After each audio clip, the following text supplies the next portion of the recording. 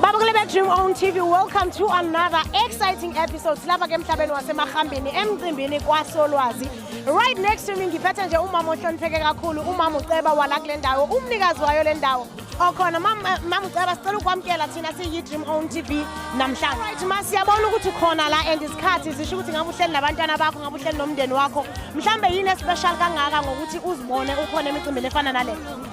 Isizathu sokuthi ngibe la ma uyikhansela umela abantu umela i-community, so kufanele la khona i-community always ube khona, more especially la umcimbi ola okaMaskandi.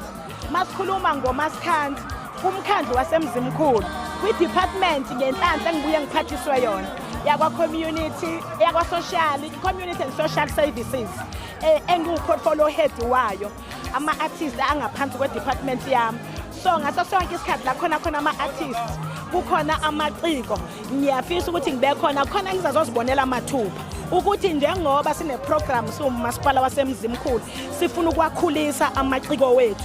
Makukhona lapho benza khona umsebenzi omnye wamaciko wethu, kufanele sibe khona sizosupporta bese siyabuka ukuthi kuphi la kudingeka ukuthi sisupporte kakhulu khona ukuze akwazi ukukhula dlodlobale aye phezulu, ngoba siyafisa nathi ngelinye ilanga ukuthi la emzimkhulu more special kwindawo yasemahambeni. Indawo yasemahambeni yindawo ebeyazwa ngokuthi abantu abangafundile kakhulu, kodwa manje kuyashintsha lokho. Uyabuka sinabantu abanamakhono, sinamaciko, umbuka nje uSolwazi owala uzalelwe la.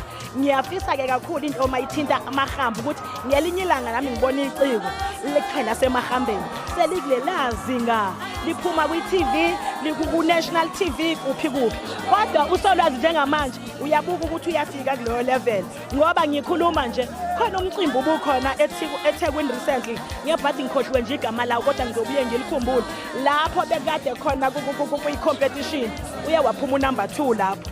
Unumber 1 kade kuGatsheni igagu lasophongolo owathola iquantum, uSolwazi waba unumber 2. Into ekhombisa ukuthi abantu basemzimkhulu sebeyakwazi ukwasupport amaciko wabo, makuthiwa kuvote bayawavotela. So ke as ikhansela kufanele ukuthi la ngikhona ngaso sonke isikhathi la khona abantu sibe khona on behalf of uhulumeni nomkhandlu wasemzimkhulu. Kodwa ngiyafisa ukuveza ukuthi njengoba bengikhona kulo mcimbi sengibonile ukuthi uyakhula, awufana ngalesa sikhathi oqala ukhula kakhulu, as a result nje bukhula manje